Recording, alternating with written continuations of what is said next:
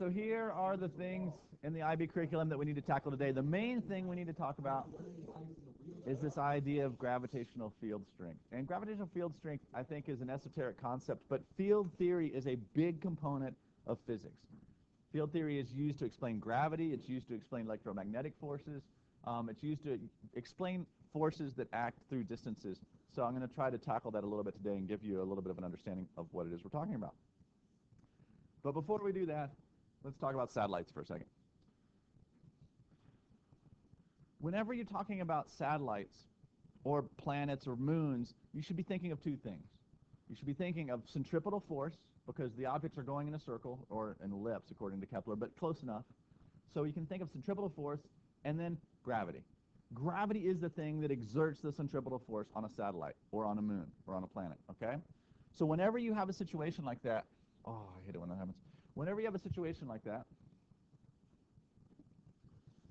think of centripetal force being equal to the gravitational force, okay? The centripetal force on the object is equal to the gravitational force between the object and the thing that it is orbiting. So I can say the mass of my satellite times its velocity squared over r, there's centripetal force.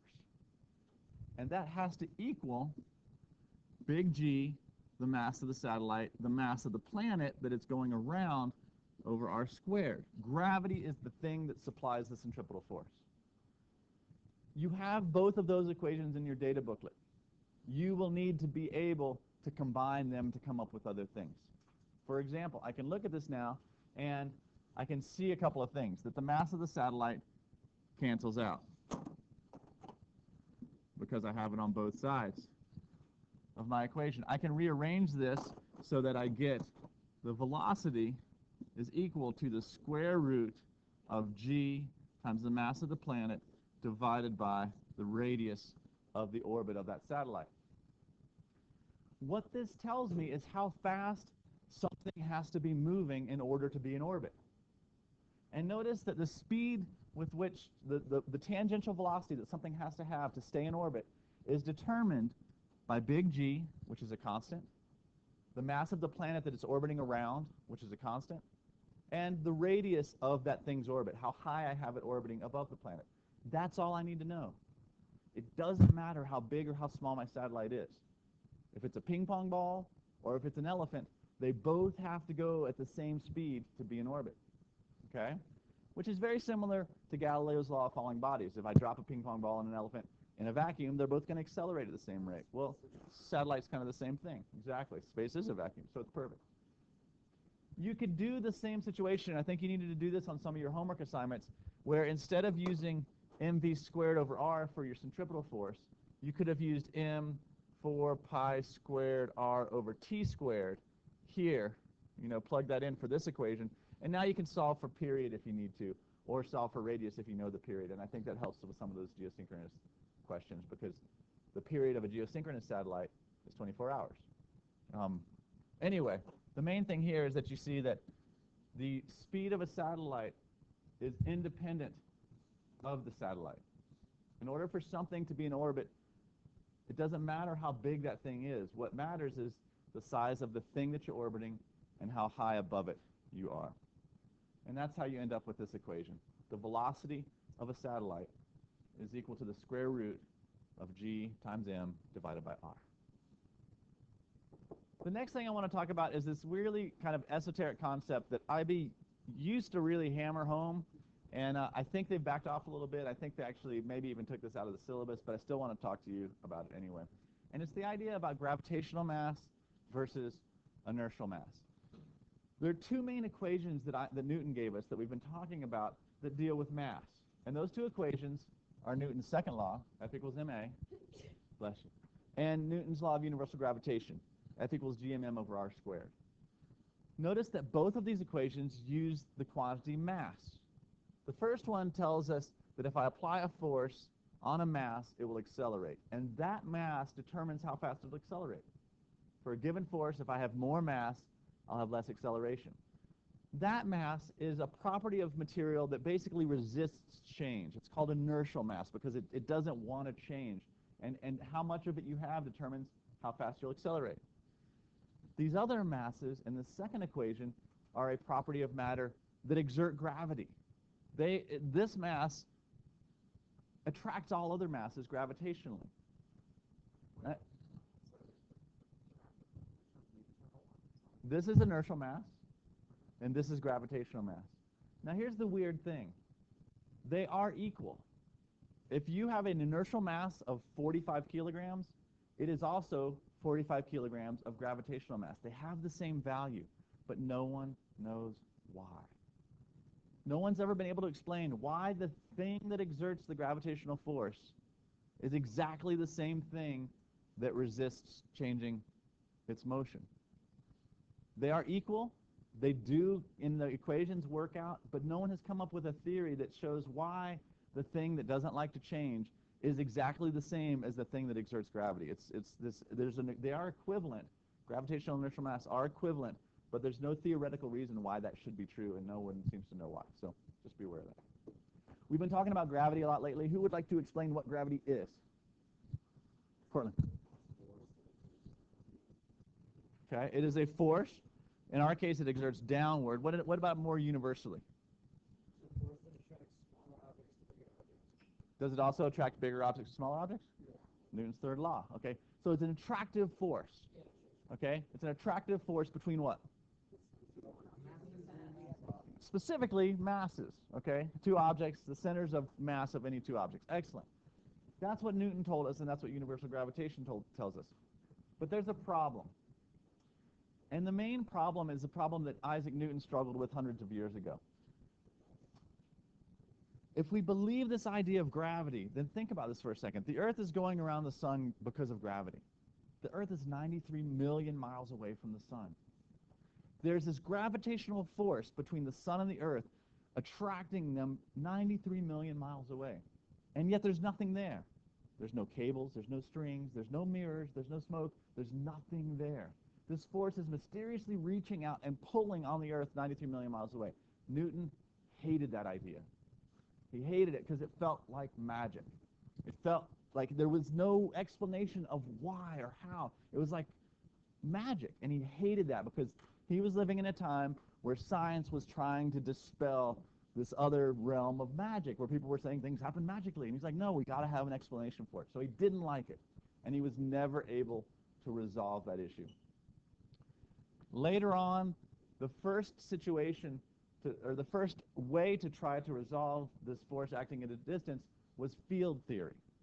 And field theory is really prominent in physics. It's a way that is used to explain how forces act over a distance, and there's a lot of math involved with it, which we will touch on very subtly. But let me give you an idea. So here's the idea behind field theory. Here's the sun. And here's the Earth. And we're 93 million miles away. Again, Newton's law says, well, we're just magically pulling on each other. And again, Newton didn't like that. So let's forget about the Earth for a second. Here's what field theory says. Field theory says, no, the sun isn't magically pulling on the Earth. What the sun is doing is it's creating a force field. It's creating a gravitational force field around it. And I can draw the force field by drawing lines. These are called field lines. Notice that they look a lot like vectors because they are vectors. And what these field lines are showing me is if I place another mass somewhere in that gravitational field, then that mass will feel a gravitational force in the direction of these field lines. You guys got to pay attention to this because it's going to be confusing otherwise. Okay? That's what these field lines are telling us. So now, rather than the sun mysteriously pulling on the Earth, what the sun is doing is it's creating a force field. And if I place the Earth in that force field, the reason the Earth feels a force is because it's reacting with the field, not some mysterious magical thing that's pulling huge distances. So I can look at these field lines and I can say, oh, cool, I know the Earth is going to be pulled gravitationally that direction. So that's how we draw fields, and that's the idea behind a field. It's a force field, really. There can be a gravitational field. There can also be an electrical field. Things that are charged electrically create electric fields. You can also have a magnetic field, okay? So we'll talk about fields a lot. Two things about field lines. They always have a direction, and that tells you the direction of a force that would be felt in that field. The second thing is the closer the lines are together, the stronger the field is. So notice that the closer I am to the sun, the field is stronger. There'll be more gravitational force than if I'm farther away from the sun, because here the lines are farther apart. Does that make sense? Okay. Kyle, what's your question? So now let's get into the math of gravitational fields. It's not terribly complex. The concept, I think, is more complex than the math. But the definition of a gravitational field is if I place a mass somewhere in space, if it feels a force, if I take that force, however much force it feels, and I divide it by the mass of that object, I will know the field strength at that location. Okay? Field strength is force divided by mass. That's all it is. So it looks a little bit like this. Okay? Field strength, which is gravitational field strength, is represented by the lowercase g, is equal to the force an object feels, the gravitational force an object feels, divided by its mass. So now I can actually deal with gravity situations with only one mass. I don't have to, with Newton's law of universal gravitation, I had to have two masses to calculate the force between them. But now I can deal with just one mass because I can figure out how strong the gravitational field is at any given location. It's defined as the force per unit mass on a particle. Now, if I'm trying to measure the gravitational field strength, say I want to figure out how strong the gravitational field is somewhere, why do I use a small mass to do that? Why do I take, because it'll be influenced by the field, but it's very close. There's another reason that's also related to what you're saying. What would happen if my mass was huge? What would it do? It would, I think someone said this, a lot of you said, it would create its own gravitational field, right? It would be messing up the field I'm trying to measure. So the idea of using a really small mass to measure the gravitational field strength is so that you don't disrupt the thing you're trying to measure in the first place. So if we take Gravitational field. So you want it to be infinitely small. And that's where calculus is really helpful. You can make things like almost zero, but not quite, and still do some math, and it works great. So we take like a really small part. With this equation, then, look at what we can do. I need another piece here. That's going to go away when I do that. So our definition of field strength is force per unit mass. And remember that gravitational force is just big G m1, m2 over r squared. That's force. And to get field strength, I have to divide that by mass. Well, notice what happens here. One of the masses goes away. So in order to calculate the gravitational field strength, all I need to know is big G. I need to know the mass of the object that's creating the field. Okay, not the one that's feeling the field, but the one that's creating the field. And I need to know how far away I am from that object. And now I can calculate how strong the gravitational field is any distance away from a given mass. And people do this, and computers do this, and it allows you to do that. Let's try this out with a practice problem. So please calculate the gravitational field strength right here at the surface of the Earth. Using that equation we just had, calculate the gravitational field strength at the surface of the Earth. There's the mass of the Earth. There's the radius of the Earth. How strong is the gravitational field right here? So let's think about what you just got. Hopefully, you were able to get 9.799 or 9.8. This is exactly the number we've been talking about previously as the acceleration caused by gravity. The acceleration caused by gravity. It turns out that gravitational field strength is also the acceleration that an object will feel if it's at that location. Okay? So we live right here on the surface, and this is what you were talking about earlier, right? It's force divided by mass, which F equals ma, right? So here at the surface of the Earth, we live in a gravitational field that has a strength of 9.8. The only difference is when we're talking about field strength, we're talking about newtons per kilogram. And when we're talking about acceleration, we're talking about meters per second squared. But that is the same thing. But with field strength, we're talking about force per mass. So here's what it tells us. If our gravitational field strength is 9.8 newtons per kilogram, if I have a 1 kilogram mass here on the surface of the Earth, how much does it weigh? How much does it weigh? 9.8 what? Newtons. 9.8 newtons. That is what the field strength tells us. For every kilogram of mass that I have here, I will feel 9.8 newtons of force. What if I had a 10 kilogram mass in this field? How much force would it feel? 98 newtons.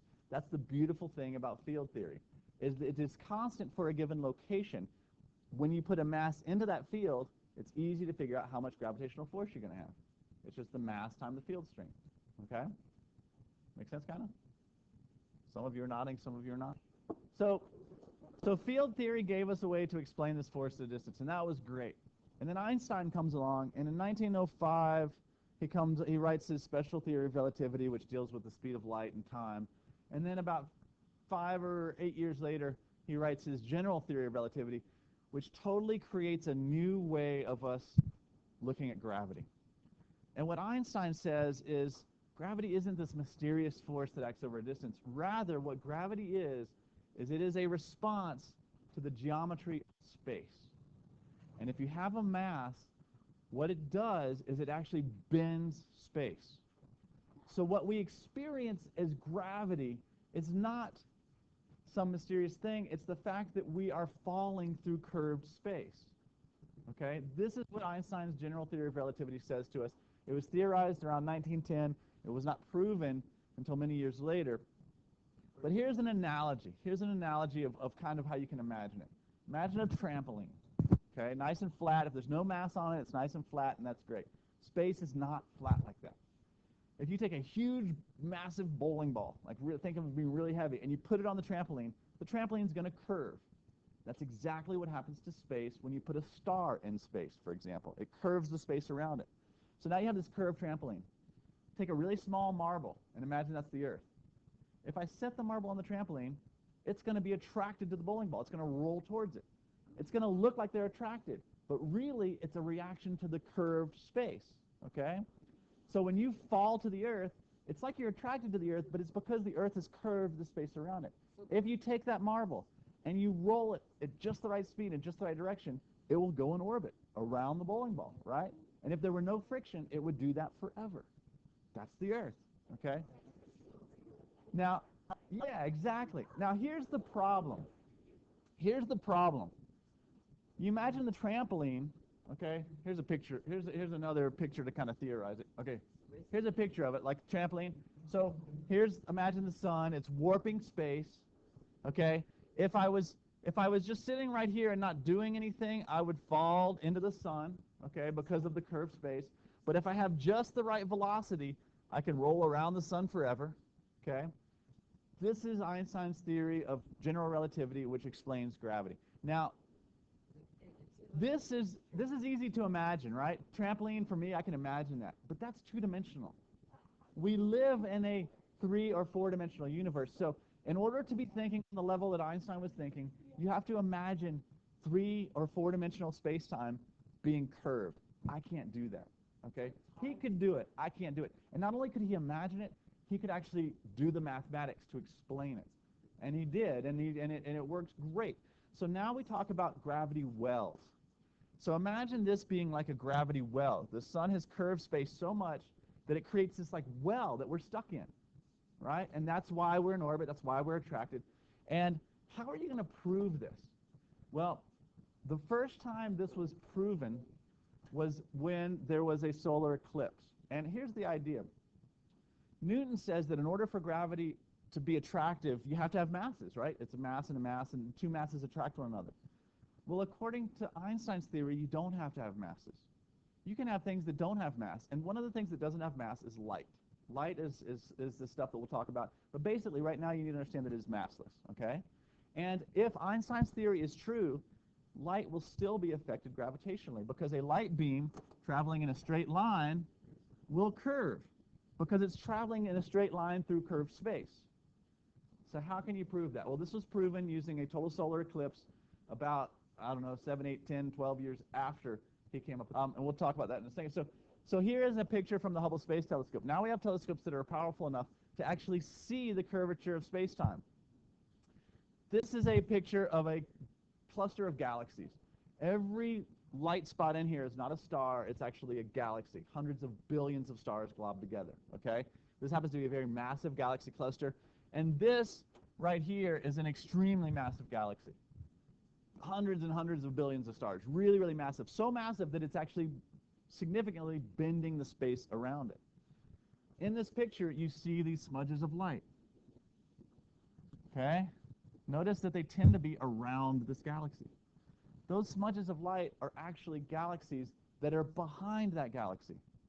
and the light from them has been warped around that galaxy. It's created what's called a gravitational lens. It's like a magnifying glass of space. And we're looking at light that has bent around this galaxy. So these are actually much farther, much more distant galaxies behind that other cluster because of the curvature of space created by that mass.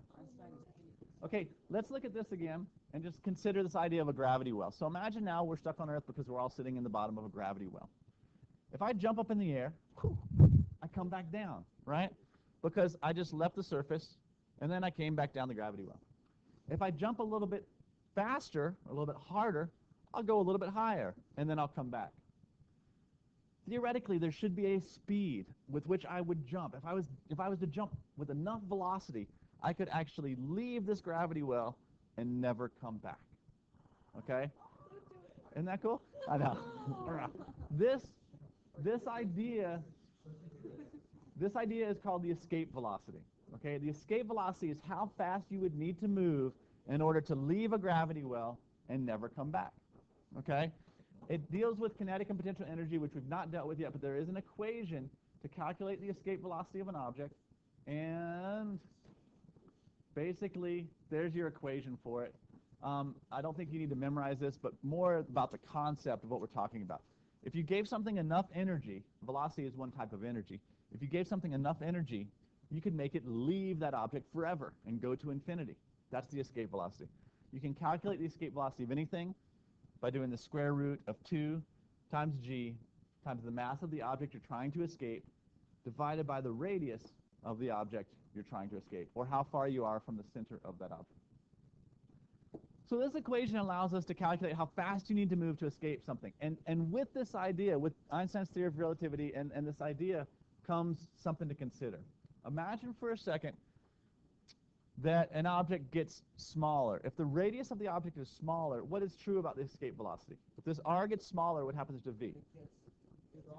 It gets bigger. Excellent. So smaller objects have bigger escape velocities. As mass gets bigger, what happens to escape velocity?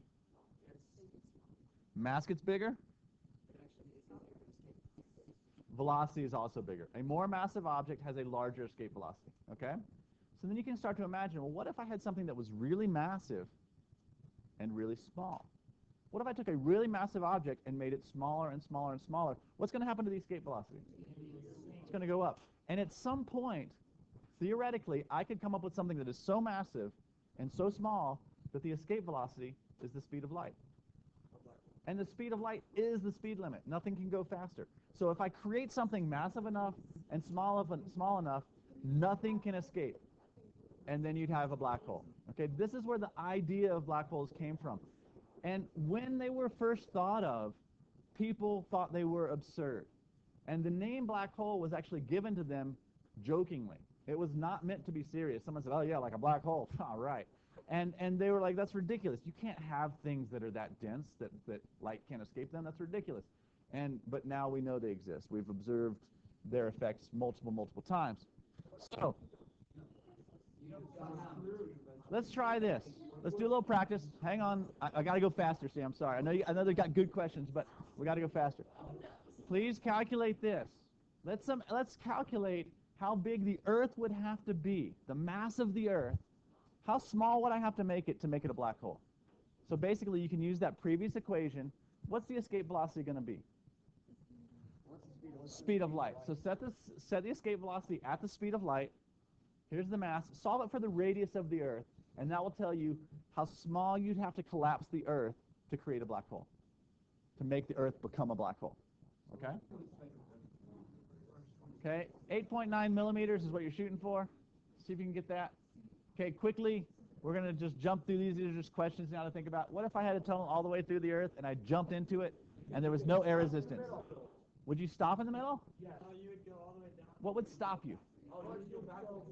Ah, okay. Excellent. So you would end up just going back and forth, and actually you could, where would you stop? Where would you come to a stop? No air resistance. Where would you come to a stop? If you started right here, you'd come to a stop right here, and you could climb out. It'd be great. You'd be in China, you go have lunch, and then you hop back in and come back. Well, no, because you can't dig a hole through the earth. But, yeah, sure. Yeah. Okay, something to think about there. Wait, but what would stop you as you get out in China? You'd stop right at the same spot. How long is this stop for? Okay? But then you would get. Let's think about this piece by piece for a second. First of all, if I increase the distance, what does that do to the gravitational force? Smaller. It goes down. And remember that the force is proportional to the product of the masses divided by the distance squared. So if I've doubled the distance, how much smaller should the force be? 1/4, because it's squared. So technically this should have 1/4 the gravitational force of the other one. But the question says the force is equal. In order to make the force equal, I have to increase the mass by how much? 4 times. 4 times. Okay?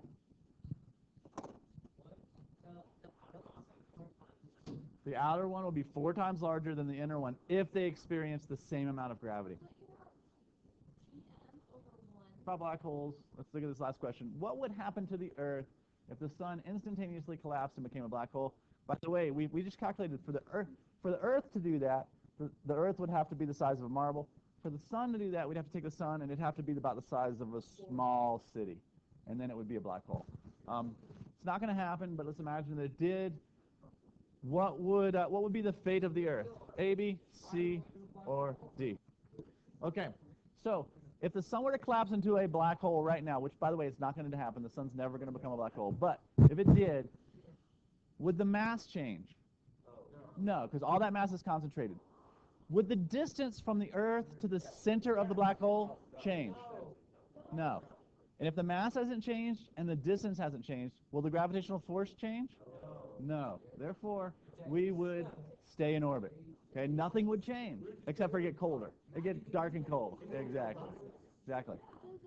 People have this belief